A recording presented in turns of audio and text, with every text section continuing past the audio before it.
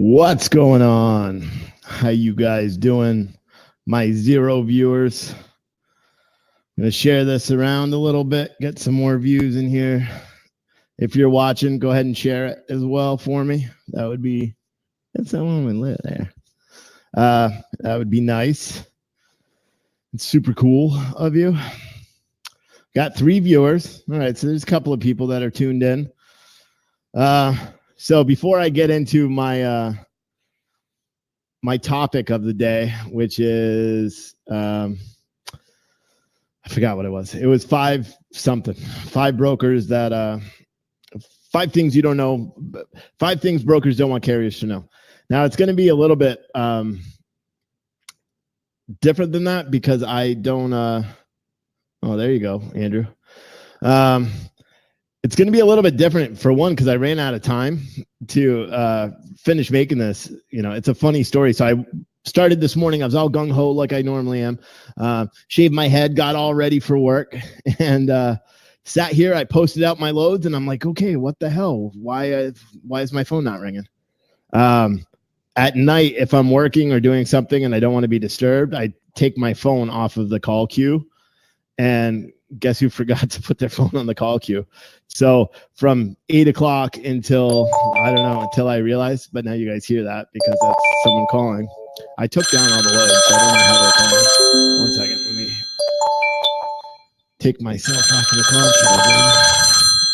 That's really annoying, I apologize. Let me take that off and then make myself do not disturb. All right. So like I was saying before that so rudely interrupted me, if you guys could to share this out to a couple of groups, please, that would be nice of you. And then I'm going to dive right into it because obviously I started a bit late. So yeah. All right. So at any rate, like I said, I forgot to turn on my phone this morning, to get call queues. So my phone was still on. If they called my direct number, it would come directly through. But if they didn't call the number and they were using like our available loads line, the calls weren't coming to me. And Jess was out of the office today. So long story short, you know how many loads I covered today? 0. But that's fine because I ended up, going and we do that Walmart grocery order. So I went and picked up that at 12 and I got back and posted the loads again for a little bit, and the phone rang a couple of times, and it was the same usual BS that nobody wanted the loads. I don't really blame them. They were pretty cheap today, so I just said, screw it.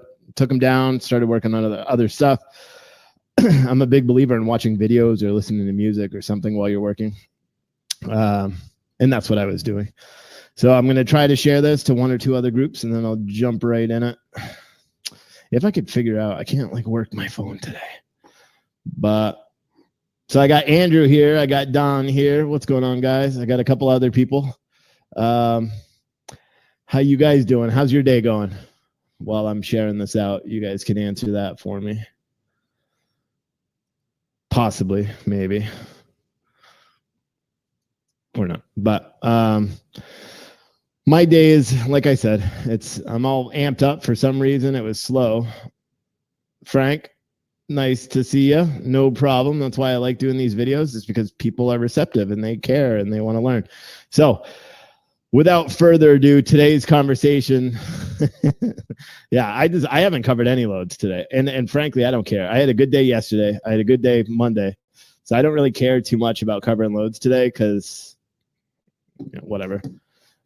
I'm not hard up for money, so I don't really care. Some people care all the time. I just don't. But yeah, so today's topic is going to be on the five things brokers don't want carriers to know. Now, a lot of this is common knowledge and stuff, but this is my perspective on it. Again, if you're new to watching my videos, it's me talking. So I'm here to give you my perspective on the industry and my perspective into everything. It's not to say that you're gonna completely agree. Half of you guys are going to disagree with half of the shit I say. The other half are going to disagree with the other half of the shit I say. And that's to be expected. And I don't care too much. But I'm going to tell you some things, some major points that I found, and then I will open it up for a short Q&A at the end, just like I always do. And then we'll go from there. Let me share it to one more group. And I think my computer is not working the way I want. And guys, again, feel free to share this. It helps me when you share it, because then more people see it, more content. And then eventually, if I ever follow through with any of the shit I want to do and put it on my website and all that, I'll have a good following. I think I have 500 followers, 400 likes for a page that just started last Saturday. That's pretty good. All right. So without further ado, self-plug down there. If you guys aren't subscribed to my Facebook page, go ahead and do it. It's down below. I'll say it again at the end. This is the website that's going to be up. I'm working on some really cool shit to go on that site. Hopefully that's what I'm devoting my entire weekend to. So check that shit out later, or that stuff. Jeez, I'm swearing today. Here's one I wanted to cover, because a bunch of people, I saw big groups yesterday and everyone's like, brokers lie, this, that, brokers lie. And someone made a really good comparison on shippers versus brokers. And I think I may have touched on it yesterday. I don't really remember yesterday's video. There are brokers out there that are just spitting the non-truths the whole time that they're speaking. I think for the majority of brokers out there, I don't even want to say that. This broker here is an honest broker. I can't say it for everybody else. I know a lot of them will just say whatever they need to cover a load. That's not the way I do business. And, I think that's why I'm successful. But when people lump together a bunch of different, people as one group, it's really annoying. And to be honest, it's not really helpful to anybody. So I don't know why I even put that in there, because I'm not really talking about it. So that's myth busted one. Brokers don't all lie. A lot of them do, but just like carriers will lie too. Oh yeah, I've got air ride when you don't, just like Paul said yesterday. I've got this when I don't, or yeah, I'll make pickup by 3:00, and then they call you at 3:30 saying they're still 200 miles away, or I'm only 50 miles away, but really I'm far as fuck away, or excuse my language. But yeah. All right. So question number one, or the one thing that all brokers say, yeah, all brokers say that's all I have in it. So you call, they ask about a rate, say I post a load from blah, blah to blah, blah land, and you call the broker and you're like, okay, you know what your cost per mile is on what you need your truck, obviously, or you shouldn't be in the business at all. If you need to learn that stuff, I think I have a blog post actually and a video about it, or I make a video, but I do have a blog on my site, and my site is this site. So if you go to the news article or something, you'll see it there. At any rate, and it's a really quick one. There's people that have way more in-depth ones. That's not what mine is. But so a lot of times when you call, a broker will say that's all they have in it. Now that is, if a broker ever says that's all he has in it without a further explanation, they are lying. And I'll say why I say that, because they always have their margin. And I know that sounds simple, it's silly and all that stuff, but as someone, one of these good brokers that are out there, I'll take a loss on a shipment, left and right, if I need to, as long as that there's enough money, I'm making enough money off that customer in the long run, off of 10 loads. If I make money on 8 of them to cover the loss, or and that potentially cover the loss of 1 or 2, that's called the volume. That's why I do the volume shit. And I always say I'm a volume broker. For all the people that don't know what a volume broker is, I book 20 or so loads, and I make a smaller margin on each load, because 1, it keeps the customer super happy and they give me more freight. 2, carrier gets paid a little bit more. Sure, I'm making less per load, but I'm covering a big volume. It only works if you have an account that's super easy to work with. It just so happens mine is. But that when you call someone and a broker says that's all I have in it, stretch that. Anyone that's calling a broker and saying, hey, listen, what are you paying on this load or whatever, or they'll say, oh, we're collecting rates. The one thing I never did as a owner op, or, owning my own trucks, I never gave a rate out ever. I would just hang up the phone, because that is a negotiating 101 tactic for a broker to take what you need to make, the number you tell them, and just go lower. Because in 9 times out of 10, when you call them and you say, yeah, man, I need, to make $250 a mile. Or if you do your due diligence and you've already run your rates, you already know what you need, that number should come off the head quick. The broker's just going to, it gives them the starting point. They already know at that point, if you're even in the ballpark, half of the time that rate is going to be under what they've quoted, if they quoted correctly. And you're shortchanging yourself. So when I had my own trucks, I would never, ever give a rate, ever. I take that back. If it was emailed or some shit like that, I would. But if I'm calling on a posted load and they're like, yeah, customers looking for a rate, or I got this load, but what would you need to get it moved or something like that? It's a lie. That's a negotiating tactic for a broker to talk you down on your rate, because they will say, yeah, I need $2 a mile, or I'll need $2,000. And you say, well, I only have 16 in it, even though they may have 2,200 in it. It's because you already gave them that range. So the way they think, just like, anything, is that if you're giving a number, you're giving the top number, and they're going to beat you up. So a lot of the times, always, if you're going to give a rate, if you're going to just go against what I just said, if you're going to give a rate, then make sure you start high. Don't start low, or don't start at your cost, because a good broker is going to beat you up on that number all the time. But yeah, that's a general thing. Brokers always have more in it. Always. I post loads and I post a rate out. I'm actually posting my customer's rate every single time I post it. And that number, to be honest, I never flex on that number. If someone calls me and says, hey, I could do it for $10 more, I don't budge on that, because will I have more in it later? Yes, because then I take the customer's rate, go back to the customer and say, hey, I need 50 or 60 or 70 bucks more. The highest I've ever gone is 150 bucks for this customer out of 50 plus loads, 50 plus loads this week already. And the highest I've ever gone was 150 bucks. I just don't go. And that was on a $2,000 load, but that's just me. That when a broker says that's all I have in it, they're lying.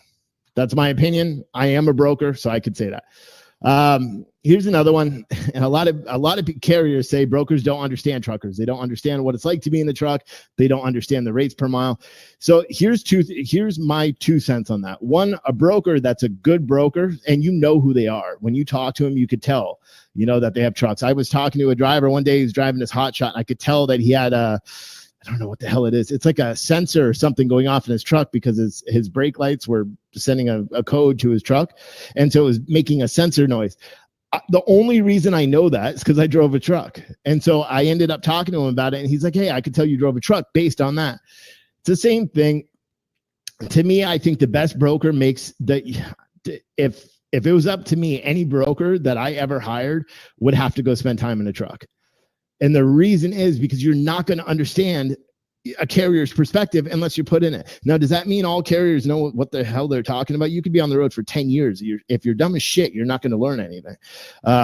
And I guess I base that just basically off of all the comments online and all that stuff, where all the time brokers are this, brokers are that, brokers don't understand our job and this and that. And it's bullshit, because good brokers will know. And even if you look at the big, like, mega brokers that everyone hates to love, or loves to hate, the people, I guarantee, if you look at the management level or something, it's not just experience. It's people that have been driving, people that have done it.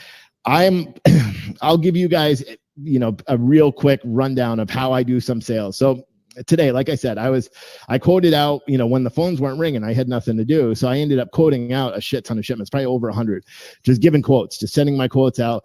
And then I ran out of quotes to quote off of the system I use. So then I started prospecting. I prospect very unique. So, and this is not a way for you guys to prospect, but it could give you an idea, because you could do it on a smaller level. So what I end up doing is I go on to job boards like Indeed, ZipRecruiter, and all that shit. And I look for director of logistics, VP of freight, any of those type of positions. And then I Google the shit out of them. I find out who the, big parties are, the big names, or even a head of HR. I usually try to bypass them and go right to like a vice president or president. And you could do it on a smaller level for not warehouse, but like logistics manager or carrier sales, or not. Well, that's usually a broker, but you can do it on a smaller level. And what I'll do is I'll target that company, because you already know at that point, or the way I look at it is I already know that they need someone in there to help with their freight. And me being a salesperson and me having so much experience in the industry, it's very easy for me to go and present myself. I'm not looking for a job, but I can tell you right now, if one of these guys offers me a job for 150 grand and 200 grand and moves me and buys me a yacht, absolutely, I'm going to move. I don't care if my wife doesn't want to. But, I'm not looking for a job. What I'm doing is to look, to try to sell our managed services division of our company, because we have, software that we can, build a custom software that'll talk to us and or talk to ours and do all sorts of other shit. LTL, full truckload, international. We can do all that warehousing. So and obviously I'm a broker, I'm an agent, I make a sales commission. The stuff that I don't have to, any managed service sale that I make, I'm not even touching anything with that, and I still get a commission. So all I'm doing is I'm saying, here, managed services team, go deal with these guys, and then I just get a commission from it. So clearly I'm spending a lot of time trying to recruit those big clients because it makes sense. But when you look at, and so, yeah, that's one way I do sales. It's not something a beginner broker could do. So if you're writing that down, thinking that you can go out and make sales that way, just tear up that piece of paper, because it's not going to happen. You need to actually know, because God forbid, one of the guys calls you and you had a good email pitch or call pitch, or because like I said, I email, I don't cold call anybody unless it's like a hot thing and I know I'm gonna close that sale right away. I usually just email. If they end up calling you, which more often than not, when you approach someone like that, they're not going to want, especially a VP or someone that's high up, they're not going to send an email back. They're going to call you. And then you have to know what you're talking about. Otherwise, you're going to sound like a bonehead. But so yeah, don't do that if you have no experience in it. If you're a sales guy and you feel confident about it and you know every aspect. So if a guy asks me about freight tariffs in China, I'm going to bullshit. I'll be sitting here Googling it while I'm talking to him, but I'm a sales guy, so I can do that. It's not necessarily, someone that's new may not be able to, but at any rate, the reason I brought up that is because today, almost every single job listing that I saw or that I was prospecting, as I said, every single one that I saw had some sort of reference to being a driver, being, knowing, hours of service and all this stuff. And these are logistics. These are non-asset based companies that are all requiring their senior management to know what it's like to be behind the wheel, to understand hours of service, because that's the big thing. They don't want to have a load that is a hot load that they need to get delivered somewhere, 1,000 miles away, and it has to be there in 8 hours or something. You know what I mean? They need someone to actually be able to handle it.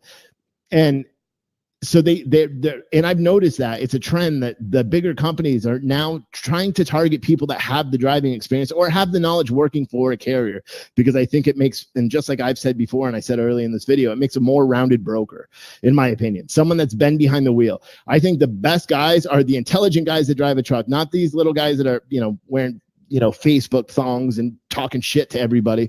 Those guys are just idiots. But the ones that are actually sitting here learning and engaging people and helping people and being beneficial, those guys, if they have a sales knack and they can use a computer, because everything logistics is switching to technology. I'll talk about that some other time.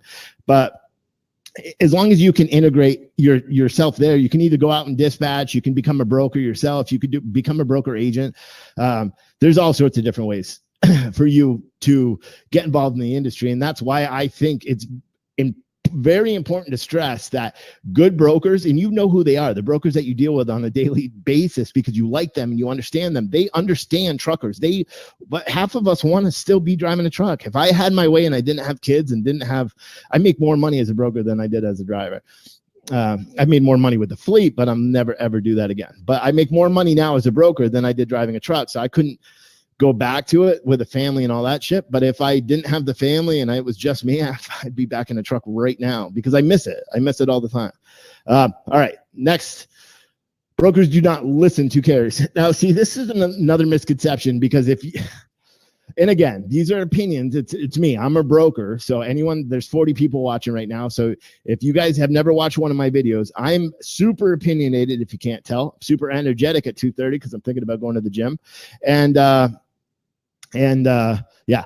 So at any rate, so I'm a freight broker. I'm different than most because I believe in teaching people for free and doing all that shit and passing my knowledge on to others. So that was loud. But what the fuck was I talking about? I'm also very just done with the day, which is why I'm trying to make the video quick. Brokers do not listen to carriers. I don't even know why I put that in there. I listen to carriers. I'm a talker. I talk clearly. You can tell I talk a lot. So I like listening to drivers. I like hearing their stories. I like talking to them while they're on the road. I like learning about their families and their kids and all that stuff. That's the one thing I like. I have drivers that'll call my cell phone because my cell phone's in every email. I'm a busy guy. I don't need to answer them. I'll email them. I'll text them at night. The guys that I used to dispatch for, some of them I'm still very close to. I posted in the Hotshot group. So some of you may be watching this now and being like, hey, what's up? I know that guy. Like Jeremy up in Delaware, he's my boy. I consider him a friend. Do I talk to him every day now? No, I talk to him, once or twice a month. And it's just to say, hey, shoot the shit, or he'll ask if I can help him find something real quick for a load or something. He's just a good dude. And I realized that those relationships are helps, because if I had a load that popped up in Delaware, I'm not posting that on a board. I'm calling him first, and he can attest to that if he's watching this, because I'll call him first and I'll say, hey, Jeremy, I got this load, or he'll help me price it. If I say, I don't even know what the hell, I did that on a tire. There's an oversized tire up there. Sure, I know what DAT and DAT and Truck Stop and all that shit say I should pay, but I wanted to find out from a carrier perspective, because it could have went on a hot shot. Granted, it was oversized. So I call him and I ask him what he wants. He told me what he wants. Called the customers a little bit high. I think I called him back and offered it to him for that. At the same time I posted it, he said he had to think about it. I posted the load, found someone else to take it for the same rate. He gave me the rate. I made money off of him giving me the rate.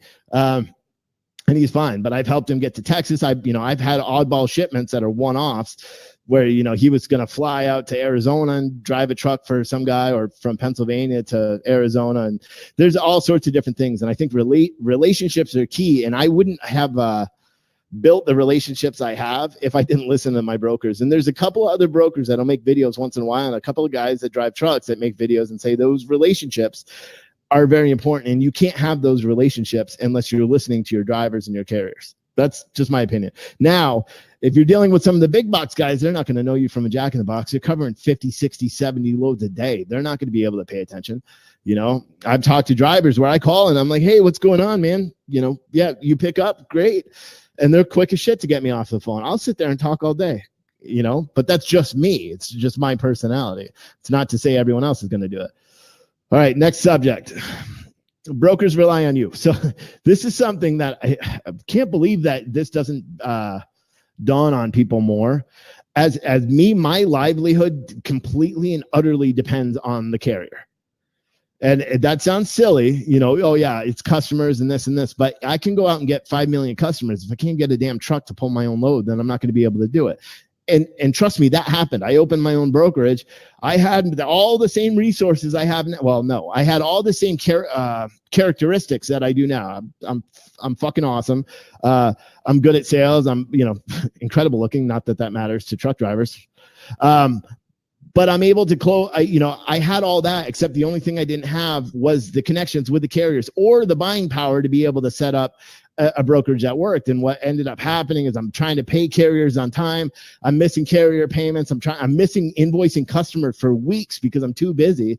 So I just said, fuck it. And I ended up closing that whole shit and becoming an agent with, these guys, and my business skyrocketed. So, I'm at, I think it's over $100,000 in 3 weeks in freight revenue. That's insane. And I'm on a roll, clearly. I mean, I and keep in mind, those are on low ass margins. I read an article today that said brokers make 15%, and this is an authority in the trucking industry, and they make 15%.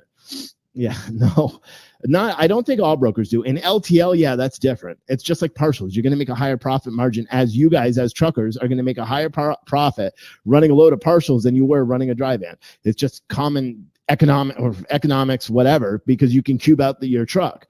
So you may get $1,500 for one load, $1,000 for another, and $700 for one. It works out to be $354 a mile, and where that whole line haul wouldn't pay that much. It's the same thing with I forgot what I was talking about, whatever. But yeah, that's the brokers rely on you. I couldn't do my job if I didn't have carriers that are there to actually to carry the loads and do all that shit. So that's something that I feel like is very important for people to understand. And I think it's also something drivers forget a lot. Everyone broker bashes and driver bashes and carrier bashes and all that. I fucked up before, man. I had my trucks. I mismanaged it, fucking managed it poorly as shit. It happens, but the one thing that I could say is my drivers were all paid all the time. When I lost my company, all my drivers got paid. There was one driver that didn't get paid because I gave him a 2007 Sterling L8500. In lieu, I owed him $2,000. I gave him a $10,000 truck.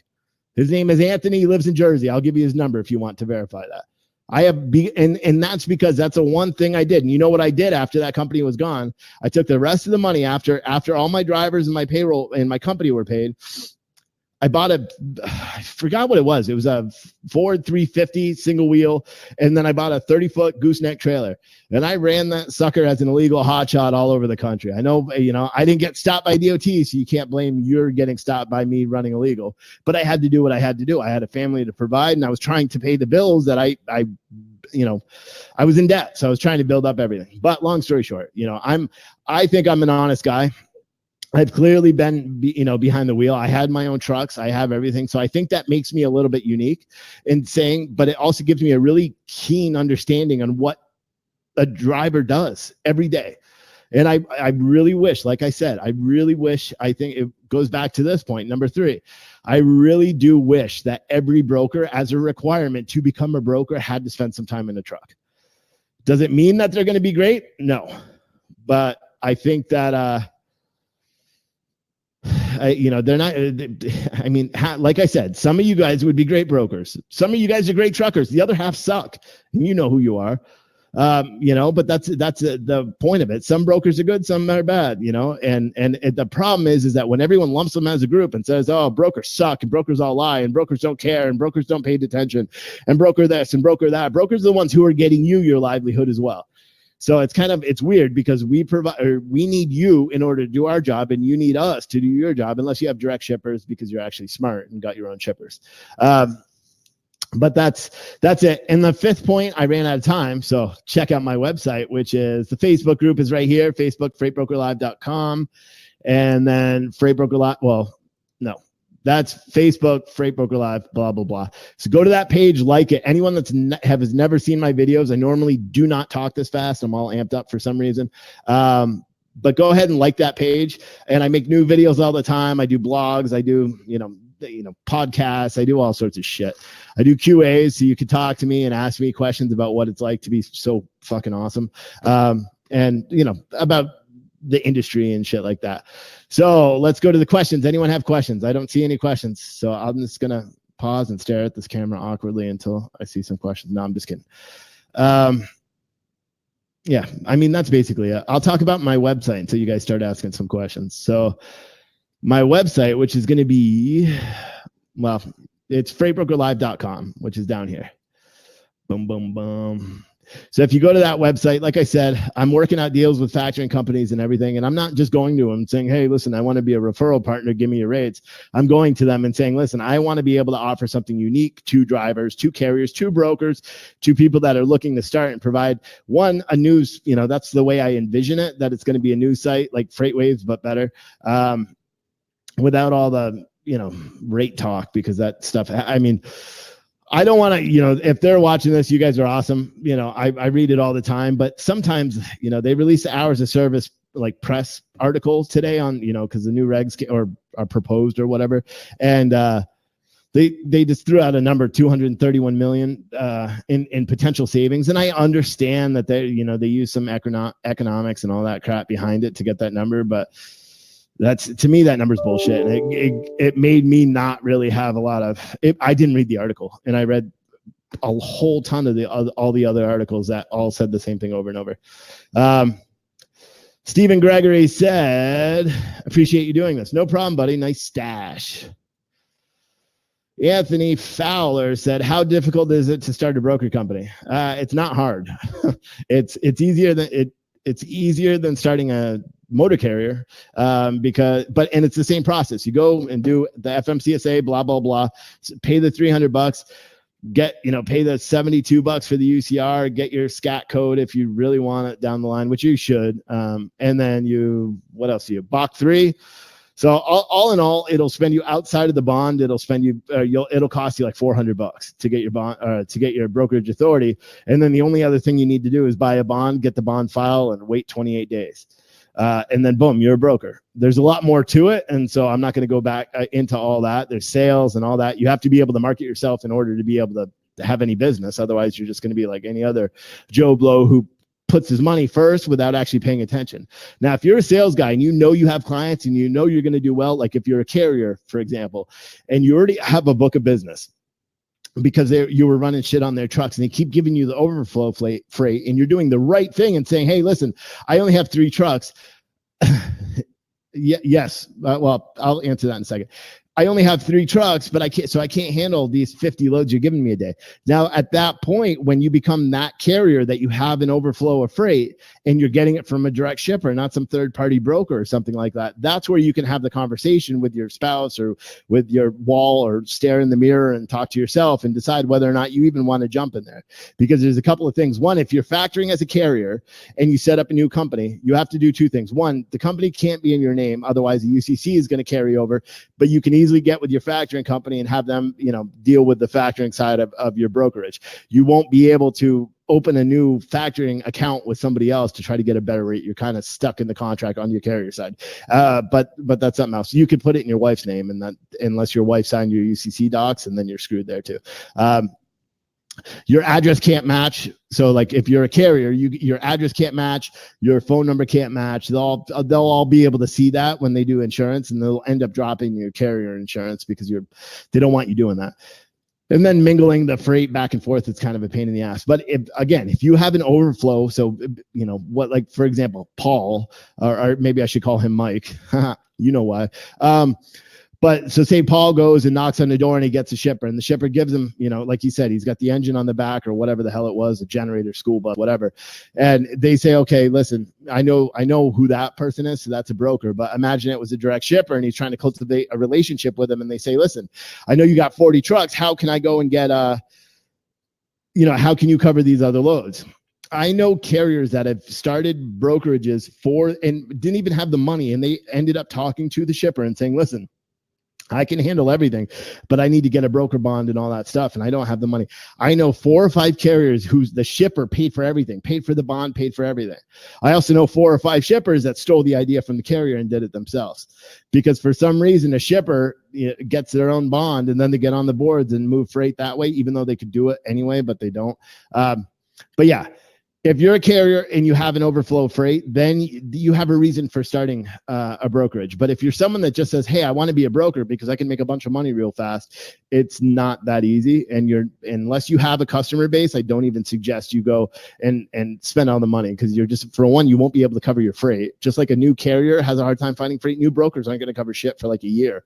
Or you'll just be prepaying out. You have to prepay every carrier that does a load for you. All right. Steven said, with the prospecting window being so big, any tips on getting started with finding prospects? Well, I mean, I just talked about it a little bit. It depends. I don't know your background. So I always say stick to something you know. So if you know mustache oil, try to hit up all the mustache guys. I don't know, but try to stick to something you know. If you know cars, try to deal with car parts. Or if you used to be a car dealer, so obviously you have a knack there, the auctions and all that, go into the auto brokerage industry. I do not know much about it, so I'm not going to talk about it. I also tried to be an auto broker, and I paid for all the leads because I hired someone that said they knew what they were doing. No, and I lost a shit ton of money. That was like 3 months ago. So I don't necessarily recommend auto side, but people make money off it every day. But you find something you like, find something for me, when I was a sales director for a company up in Jersey, my niche, and I didn't even know it, was olive oil. So what did I do? I joined every single trade association. The company paid for it. It was a big corporation. We joined every single association as an affiliate member. So we would get their member list, and I'd sit on the phone going, hey, I'm interested in, because we were already doing it for so many customers. We could say, yeah, the shit comes in on the port. We have our warehouse. We can consolidate it. We can do all that stuff. And so it's finding something So when you talk to them, like, for example, if you're a welder and you used to work on steel beams, 5,000 feet in the air, that product, you're going to know what they're talking about. It's like one time I moved a crane. I didn't know how big it was when I quoted it. And I had to go back and quote it again, because he's like, yeah, it should probably take up 3 trucks. And he sent me the schematics for it. It took up 27 trucks. You want to talk about making a lot of money. I made a lot of money on that one. But yeah, prospect with what you know. But think if you used to work construction, then, deal with other guys. Like I was a logistics manager for a mechanical contractor. And when I sold myself that job, because basically I applied, I went and interviewed with the kid who I was replacing. And I mean it, he was a kid. And he was moving up to become a project manager. And he's like, listen, you're not going to like this job. He's like, you're way overqualified. I said, well, I want $70,000. And they're like, well, let me talk to him. And they came back and they're like, the job's yours if you want it. And I said, fuck. And I got a company car out of it too.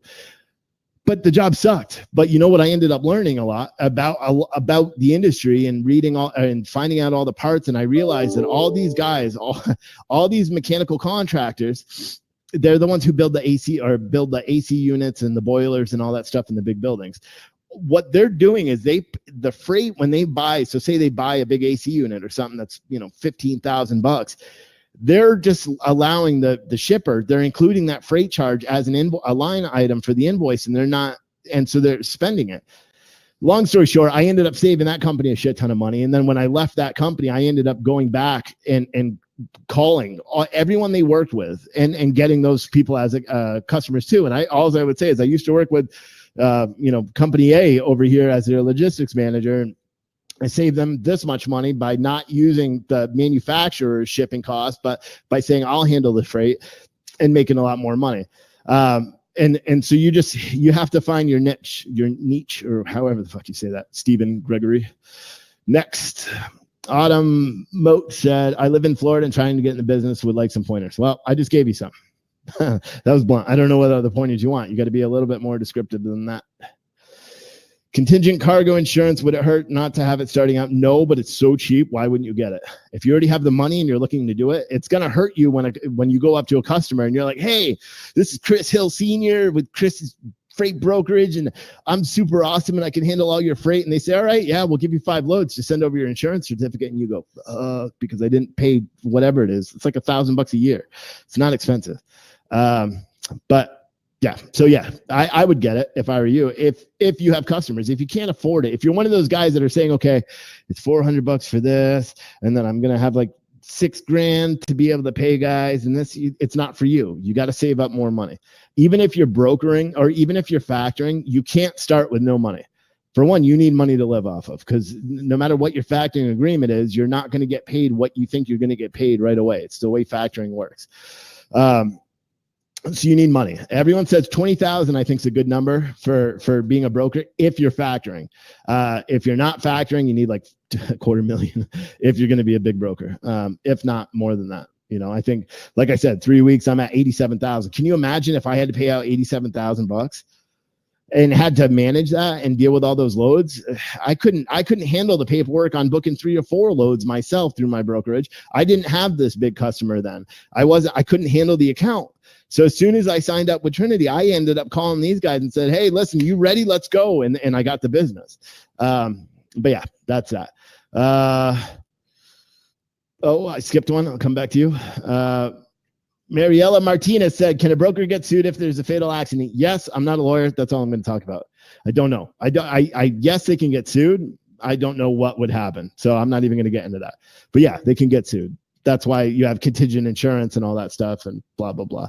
Can they be charged? Only if you're doing something wrong. If you give a driver a rate con and you're calling him and he's going 800 miles and he's got 10 hours to get there, and you're calling him every 22 minutes for tracking and screaming at him because he's not going to be on time, then yeah, you deserve to be sued, let alone, face the same consequences that driver does, because you're, what the hell's the word? I think it's against the law, to be honest. I know it. There's a term for it. It's in the FMCSA regs. Because you can't threaten, like you can't, if they're going to run out of money, or if they're going to run out of time, you can't use it. There's a terminology for it. I'll come up with that later. I'll remember. But yeah, Steven said, thanks, man. I enjoy heavy hauls more than anything. We have an EU guy here listening. I don't know. New guy in here listening as well. So I hope your patience and information. Yeah, I'm being patient, I think. But no worries. Chris said, thanks, man. You're welcome. Ian Jenkins said, Andrew, I can't say your last name. And then you said, Ian Jenkins back. And then, any experience with Triumph's business capital? No. No, I don't. And like I said, I only recommend one factoring company, and that's just because I've used them, and they're not the cheapest, but they're the best hands down for me, in my perspective. A carrier, I can get you set up. They just told me today, 3.5% non-recourse. That means if the customer doesn't pay, it doesn't come out of your pocket. I don't think there's anybody else that's doing that. People will say, oh yeah, it's non-recourse, and we advance 90%. If they're advancing 90%, then it's a recourse program because they have an escrow and you get the rest when the customer pays. That's called recourse. And that's a miscommunication between some. Triumph, no, I haven't dealt with them. I actually talked to their VP a couple of times about something different, a couple of, a year or so ago. And he was a nice guy. They're nice. They're big. They're integrated with that, I think. And then they integrate with a bunch of different softwares. But pretty much all the factoring companies can do it. It's just, who does it first. But I'm not going to shit on it. The only ones I'll shit on are England Carrier Services. It's funny because I just said I'm not going to shit on a factoring company, and now I'm doing it. England Carrier Services is worthless. Do not use them. I was dispatching a carrier that I don't know why we signed up with them. We're trying to get out of RTS, who was equally as bad, and we went to England Carrier Services, which sucks horribly. Our agent that was assigned for England Carrier Services, she was the account manager for 160 different carriers. 160 carriers. So guess what happened every single time I tried to call because we had an issue? I'd be on hold for an hour and a half. 160 carriers. I complained about it. I sent emails. And then finally, when the contract was broken, the company that I was consulting for, the guy didn't pay attention to anything I said. That shit went down the drain. And then it's just, poor money management on his part.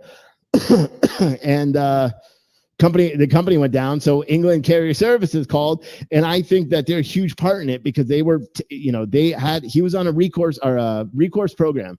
So he was advanced 92.5, or not advanced. This is a stupid saying. So he had a 92.5% factoring rate. They held back 3% for escrow. And then for whatever reason, they doubled that 3% to 6%, which, we're so moving so quick. We didn't notice. We're not paying attention to the money. As long as the invoice got sent in and they didn't flag it like they did every single other invoice that we sent. It was literally every other invoice. I had to call and wait on hold for an hour so they could get a better scan or something because they wouldn't tell you. But anyway, so yeah, it just sucks. So we ended up calculating it. They were taking 12% for escrow and reserves, and they had all these reserve fees. And so, no, I don't believe in reserve factoring anyway. They're just buying you with numbers. They're saying, oh, we can do 0.5%. It's a super great factoring rate. Not really, because you're charging 6%. You're charging for fees for ACH and wires and fuel advances. Half of them don't, like England doesn't do fuel advance. I don't think RTS does fuel advance, or maybe not for bigger companies because this was a bigger one. But DNS Factors, never used them, never worked with them. And when I was dispatching trucks, I used to work with all sorts of them. DNS, I never did. Man, I feel like I got a booger in my nose or something. I can't pick it because I'm on the camera here. All right. Anyway, but yeah, that's that. Ian said C.H. Robinson was sued. People are sued all the time. I don't really hold clout to it. I don't know. They were probably sued for enticing the driver to drive like an idiot. And yeah, so, and like I said, they could be sued. I just don't know the circumstances of why they could be sued. Andrew said customer organizational tips, follow-up strategies. I was actually thinking about that today because I was thinking about using a CRM. Our system may have a CRM built in. I don't know. I don't care enough to check because, like I said, I'm not really doing sales too much. Now I'm in this managed services realm that I just want to get paid and go play golf or just weightlift instead. So I want to find the golden nugget account that I don't even need to do shit with, but I still get paid a commission. So that's kind of my new thing today. But I was thinking when I'm sending all these emails and shit, it'd be really great for me to follow up with an email because I realized I don't.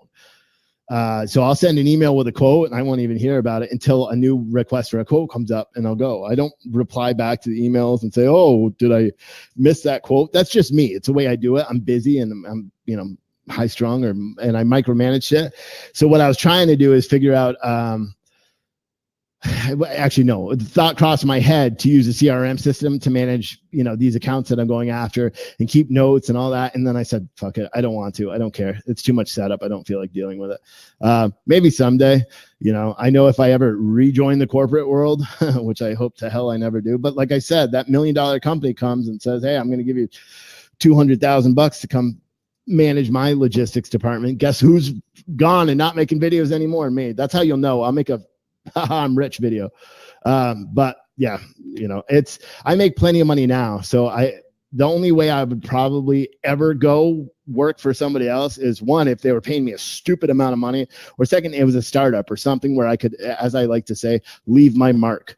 That's part of the reason why I make these videos, is I want to leave my mark. I want people to say, okay, there was that guy that one time that made that video that talked about that thing. Don't know who he was. He had a beard. He was pretty rad.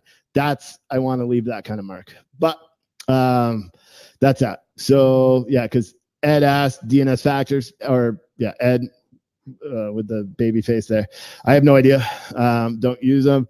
Tim said he had good experience with DNS factors. Super cool. And Andrew said smiley faces, or cry smiley. I don't know what that is. But what else we got? Let's go. Questions. We got, it's 3:15. I'm on the East Coast, if you can't tell, because it's 3:15. I've been live for 45 minutes and 25 seconds. So I got a couple more minutes to answer some questions. Sales tactics, dispatching tactics. If you have no experience and you're trying to decide whether you want to become a broker or whether you want to become a dispatcher or what you want to do, or if you're tired of driving a truck and you're here, actually, I found my own topic. Hold your questions. No, I'm just kidding. If you guys don't have the experience in the industry, now this is going to suck because a lot of you have been watching these videos and being dedicated to watching them, and I appreciate it. Remember, like and share my page. It sucks, but right now in this industry, I would say that if you don't have experience driving, don't start a trucking company. It's not the time to explore right now, because like everyone always says in these videos, 80% of new trucking companies fail within the first year. And it's not that they're failing. They're going bankrupt and losing their trucks and losing their house and losing everything because they've invested so much money. If I was ever going to do it with, fresh knowledge, what I would like to, say is the best knowledge I can give anyone. If you're going to just not listen to me and go out and start your own trucking company, buy a used truck, or do what that, Paul does, or Mike. And I do that because for the first video, when I got a big kick out of it, he kept calling me Mike because he didn't know my name, because I never really say my name on these videos. I'm just your favorite freight broker, which is fine. But he rents a truck. He pays like 22 cents per mile or 21 cents per mile. And it's a lot better. He could just cut and run. He's got the trailer that he'd have to pay for, but he could just bail if it's bad. He's not out, $900 a month for a truck. Or better yet, if you're going to do if you're haven't purchased a truck, but you're thinking about becoming a hot shot, go buy a real truck or semi. Not to say hot shots aren't real trucks, but go buy a semi. Shit, put a gooseneck on your semi, so you at least, when you're sitting at home and you have no freight and there's no hot shot loads by you, you can do a power only move, or go do a loadout trailer and use a dry van for a week and a half and get paid for it and do dry van shit. There's all sorts of stuff.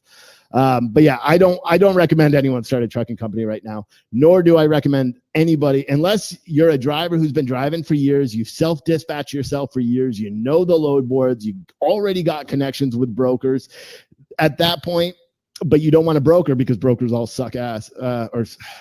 Hey, if anyone's in here and offended by my swearing, type something, because I feel like I have to apologize every time I swear, but I deal with truck drivers all day. And if you get mad because I swear, then it's going to be a culture shock for you. Let me say that. But I'm trying to stop. I dropped the F-bomb in front of my 8-year-old this morning. So he went, oh, and I felt really shitty or really bad. See what I did there? I felt really bad that I swore in front of him. So I'm trying to stop, but obviously I swear all day. Dealing with truck drivers, usually it's at them. Anyway, yeah, but if you're a driver and you're working and you're tired of working, or you want to be home more, a good thing that you can do is become a dispatcher. And I'm not saying start up one of those people, Transparency Logistics, that's advertising every day that they make their trucks $10,000 a week. If you're an owner op, you know other owner ops. That's a guarantee out there. So you talk to other drivers and you do all that stuff. When you make the decision that, okay, you're going to get out of the truck, you probably, unless you have a book of business and you have your direct customers, you're not going to be able to be a broker. Don't say, I'm going to get out of the truck to become a broker. It's not going to work. You can do it later, but it's not. It's hard. Being a broker is hard. The easiest thing you could do is go file for an LLC, open a business bank account, and boom, Joe Blow's dispatching. It's super easy as long as you know what you're doing.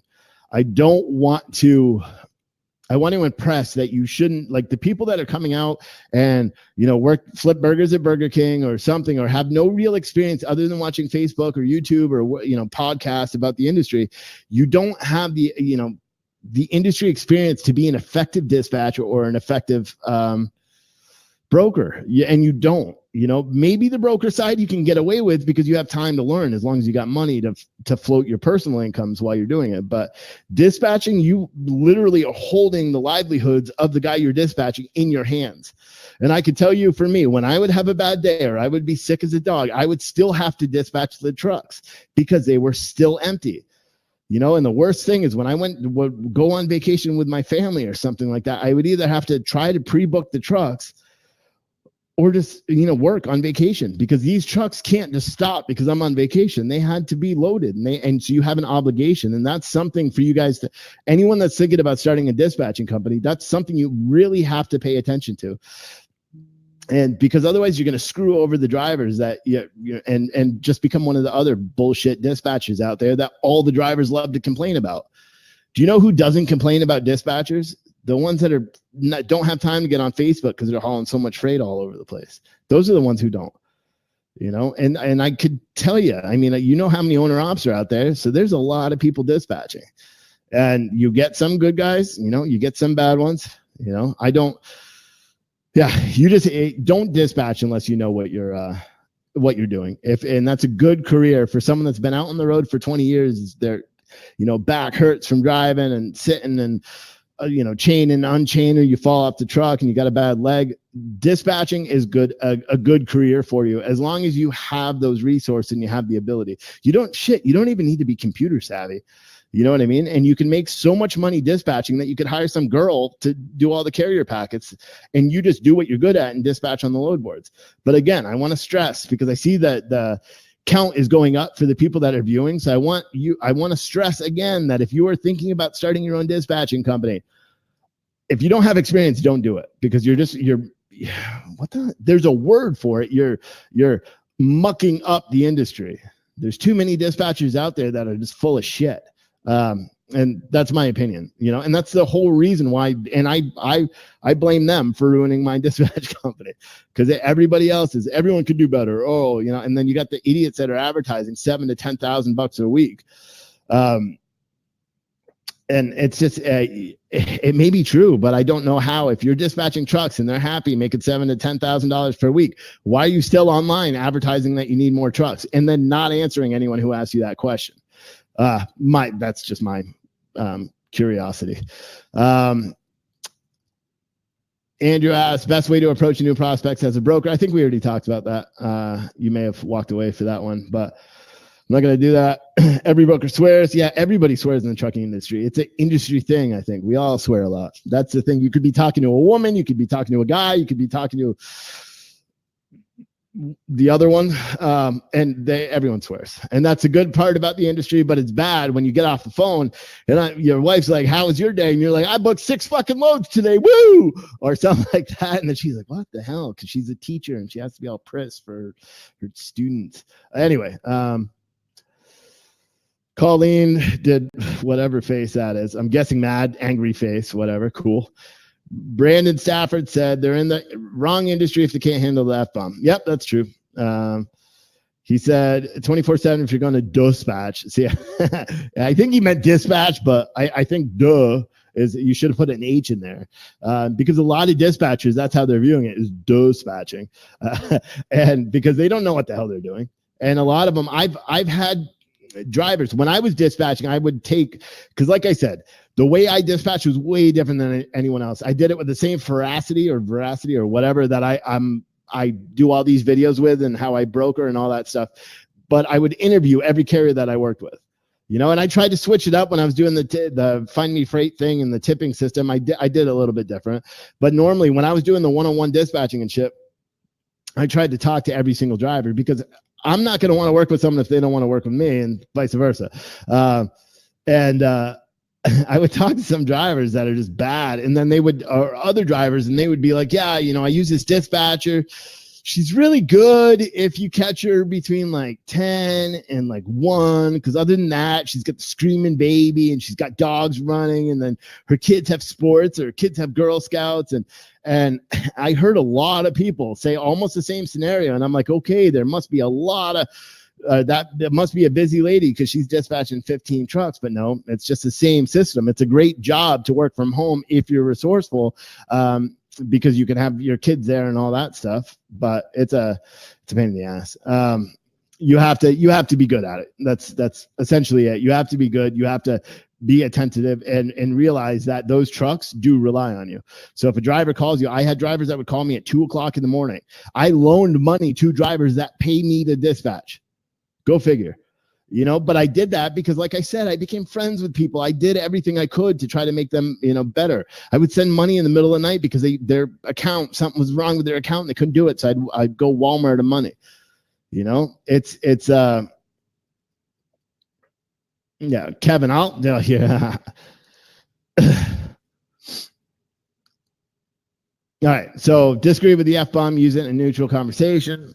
Natural conversation, you'll offend your customer and they go elsewhere. If a driver went into a customer and used an F-bomb, they would call us and have to put the driver on the do not use list. Well, two things. One, that's because you have a Nancy client. And secondly, yeah, when I'm doing sales, it's like I'm an actor. I don't talk I'm like talking all eloquently and stuff. Not really, but I don't swear unless I get that vibe back from them. I'm talking about when I'm making videos and I'm animated right now and talking to truckers, you catch that vibe. You know what I mean? And it's not a vibe that you're consciously going, hey, this guy, I can swear when I talk to him. It's just something coming up. And because I have 35 truckers watching my video right now, I'm like, I guess my brain's like, hey, I could swear in front of you guys and be myself, which is why I swear. But yeah, obviously when I'm doing sales and stuff, and if you guys are, you know, drivers and you're going into a place, don't go into a place and say, how the fuck are you? Because it's not presentable. You know, I would like to say that's common knowledge, but I guess he felt like commenting. So that's, and I will agree with him, you know, but I've never put a driver on a do not use list for swearing. People that do that, it's pretty whatever. And like I said, I book a lot of loads. So, and I put drivers on for fighting people, you know, or I put drivers on do not use for causing a rash of crap to the shippers and yelling at them. I've never had a customer call and say, yeah, the driver used the F word in front of me and I would like them to be put on do not use. I would kind of laugh and say, okay. But that's just me. It's how you conduct your business. But I'm interested now to see where you work. I'll find out. Brandon Stafford. I also feel like a bank. So I feel like a bank. Don't make a habit of it. If you're dispatching trucks, don't make a habit of paying the trucks, paying your drivers, because that doesn't make any damn sense. If you're a broker, clearly you are the bank because they're hauling your freight, so you owe them the money. But if you're a dispatcher, don't make a habit paying them because it's bad. It's bad because then it really sours. If you have a good relationship with them, it sours it very quickly.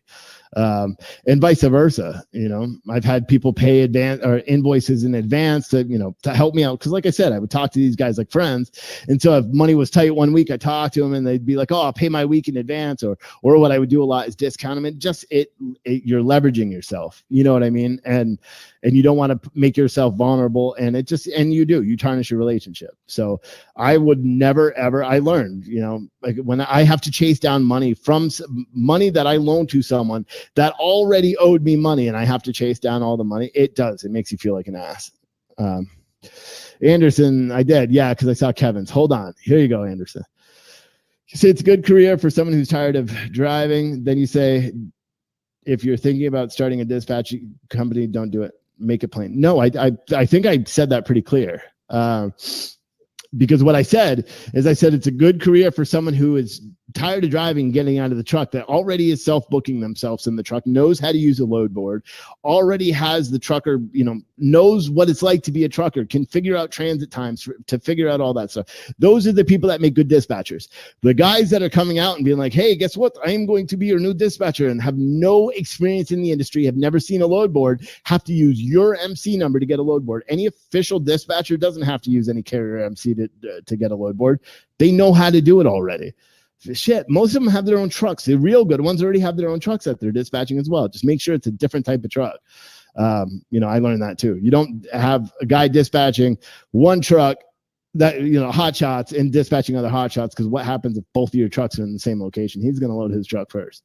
But I think I did say that very clearly. If you have no experience, don't dispatch. If you're coming out of a truck and you do have experience self-booking loads and doing packets and knowing all that stuff, because even though it seems like it's very easy to fill out packets and do it, there's a slight bit of a learning curve. And if you got someone relying on you to find freight and you have that learning curve, guess what happens? You F up, Kevin, and you don't do a good job dispatching, because they're going to sit and wait, and then what ends up happening, you wait too long filling out a packet, and my coworker booked the load, because every one of you has heard of that before. So there, I answered your question. Brandon said, where do I have freight coming out of? It's all over the place. It's all over the country. So the hot shot stuff I've got Mount Vernon, Illinois to, actually it was put on hold, but it's Mount Vernon, Illinois up to, where the hell is it? To Michigan, and then just the regular volume partial stuff that I have that's all over the country. There's too many loads to go off. And then I've got a really bad partial. It's a piece of gym equipment going from San Diego to Chicago. Who wants it? $600, because that's all he'll pay. So I keep posting on the board, but I haven't even built that load because it's not going to get covered. But I'm trying to help him out and get it moved. But that's essentially it. So we talked about a lot today. We talked about how brokers are awesome. How for anyone that's just joining, you're like, whoa, what did he say? But brokers are not bad. The good ones are not bad. The bad ones are bad. And like I said, I think every broker should have a mandated time in a truck, whether it's even a day. You're still going to learn a lot. Go make your broker spend a night in your truck. Make them, be on a bunk bed. I saw a meme. It's like, kids want to grow up to be truckers so they could still sleep on bunk beds. I thought that was hilarious. But I think that's what makes it an effective broker or dispatcher, is someone that already has the experience of being in the truck. You know what I mean? And if you don't have the experience in the truck, you don't have a customer base, then what you need to do is go work for a company and get that experience. Go, like I said to everyone else, you're looking to become brokers. You're not going to get paid anything right away. Go to a brokerage, a small one, an independent one. They're all over the place. You guys have this awesome thing called Safer. So, if you know how to use it properly, or, you have Carrier 411 or access to it, you can find all the brokers in your, within 50 miles and go knock on every single door and say, listen, I would like to learn the business. You don't need to pay me anything but commission. Can I sit and listen to you all day long? And I guarantee you knock on 10 or 12 doors like that, someone's going to say, that's free money. And that's it. But yeah. Anderson said, is hot shot a good business to get into? Like I said, I gave my opinion on that already. I don't really think it is, just because there's so many hot shots, and the more hot shots that are out there, you guys are just ruining the rates for all the other ones. Because I've had, the biggest thing for me, again, this is something that, someone comes from a carrier background. When I call, so for example, say I post a load from California to wherever, and I cover it on the first call, which normally happens if it's California going to wherever. I book it, I take it down, someone still calls because it's on there for a couple of seconds. Second carrier calls and I say, hey, I just booked it with this guy. And he's like, what'd you cover it for? I'll tell him, because just so he knows, if someone ever says, you want to talk about blocking people and putting them on a do not use, when they call and say, oh, well, I'll do it for 12 after you already told them that you're paying the other driver 14, those people are the reason why your rates are all in the shit right now. But they're a really small reason why they're in the shit. But to me, they're the biggest reason. And it's the same thing with hot shots, same thing with brokers and dispatchers. See what happens? You lose all the good dispatchers, this guy, when I was dispatching, because there's so many damn dispatchers out there. And it's like someone else said, it's undercut undercutting. Everyone undercuts. When I started dispatching, I dispatched for 5% or $800 a month. And I had a crap ton of trucks. See, I'm watching myself now, Kevin. But I had a bunch of different trucks that I was dispatching for. They were all super happy. It was all great. And then you got these guys that are coming out for 4%. So what did I do? And you guys can track, because I dropped my rates to 4% and I made it $600 a month. Or 4% or 6%. And then I dropped it down to 3.5% if you were combining factoring. And then I tried a weekly thing. And then finally I just said, screw it. And I built the software and said, it's a tip only platform. Tip whatever you think my job is worth. And people did. They tipped me what they thought I was worth. And I made $60 after booking 30 loads. So you know what I did? I got right out of dispatching, said, screw it. I'll go back to being a broker.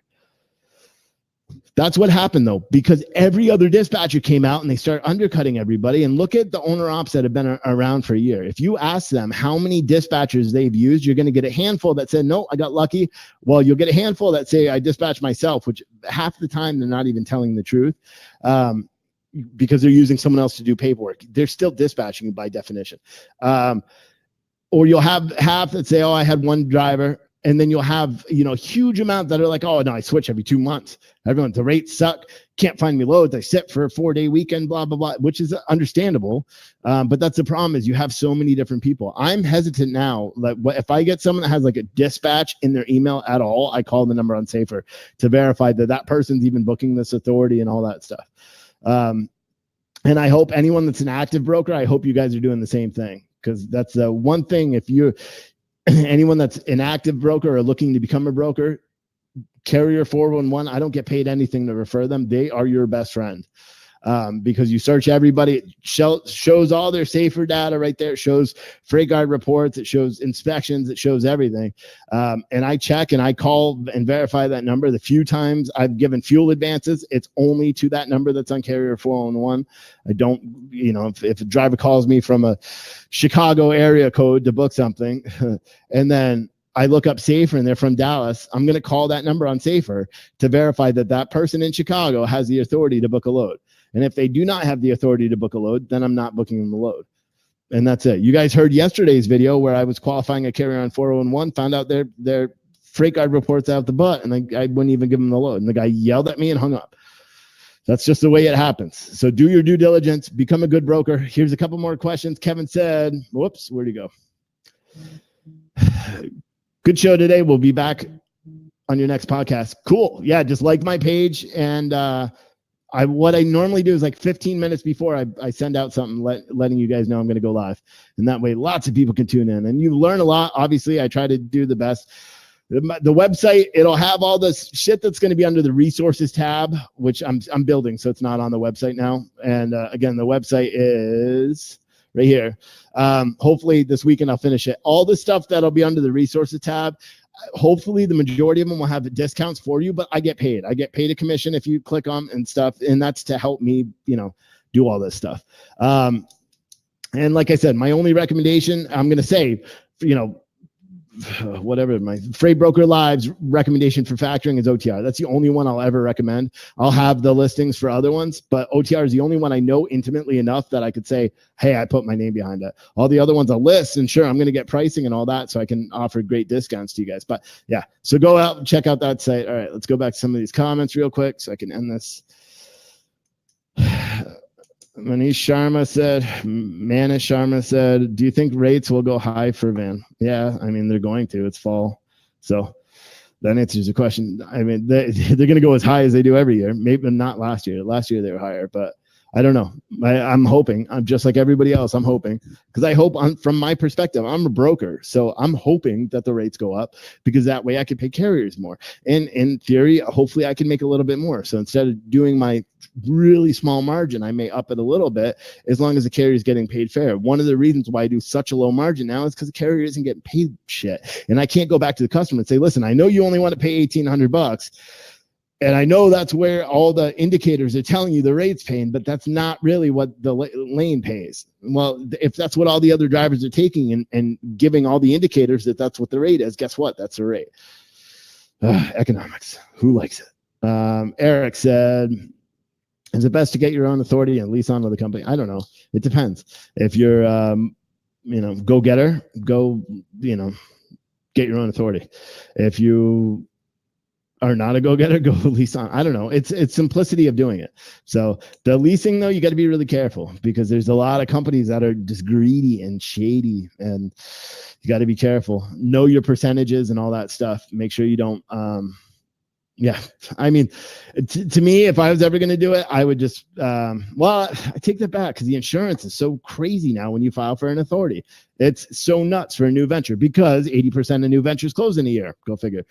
So what they do is they skyrocket the rates. There's a woman on that Road Dog Radio thing this morning, and she was talking about it. She was talking about how they have all these claims. Insurance is saying, okay, it's a $2,000 claim. They're suing us for 50, and they have to pay for the lawyers and all that stuff. So they end up just settling stuff. That's a claim. And what that does, it raises insurance costs. Plus you got all these guys trying to drive hotshot that have no idea how to drive a truck and a trailer. But yeah. So to answer your question, it's depending on you. I would always used to say, I would always just get my own authority, but with how insurance is and all that stuff and how much it costs, unless you live in like one of those great, like Texas or Arkansas or even Georgia, Louisiana, one of those states where the insurance is relatively cheap, your best bet is to probably lease on because you're going to pay less in insurance and therefore make more money. My recommendation, if you want to self-dispatch and you want to be in full control, do not sign on with a company that does not allow you to self-dispatch unless you're running dedicated shit. That's my opinion. Anderson Donaldson said, thanks for the knowledge. You're welcome. That's it. Again, like I said, my website's here. Check it out. There's a link at the bottom or something where you could subscribe. Eventually what I'm going to do is I'm trying to find a blogger or two, or anyone that has working knowledge that's watching these videos that wants to comment, would like to write an article about something, or wants to get paid to keep track of all the transportation news and doesn't plagiarize anything. Then contact me, because I'm looking for people to help add content because I'm too damn busy. You could see I tried to copy a couple articles and I put some of my blogs up. I don't have time to do everything I want to. So if you're interested in doing that, send me an email, which is live@freightbrokerlive.com. Yeah, but other than that, go and subscribe to that page. You'll see a bunch of cool stuff. Yeah, see a bunch of cool stuff. Hopefully I'll add all the other features and all that stuff. Brandon said, haha, insurance and just one of my hot shots is over $300 a week out of Georgia. That's $1,200 a month. It's not really that expensive in comparison to some other trucks.